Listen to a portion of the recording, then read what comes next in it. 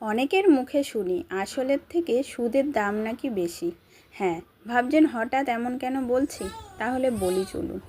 অনেকে এমন মানুষ আছে যারা দেখবেন আপনার হোল প্রেগনেন্সিতে আপনাকে পুষবে না, এমনকি আপনি কেমন আছেন সেটুকু বলার মানসিকতা দেখাবে না। উপরন্তু খারাপ কটু কথা বলে আপনার মনোবলটাকেই ভেঙে দেবে, যেটা ওই প্রেগনেন্সির টাইমে একটা মেয়ের সব থেকে জরুরি। পাশে থাকা, একটু ভালো ব্যবহার, যাতে সেই মা মানসিকভাবে প্রস্তুত হতে পারে।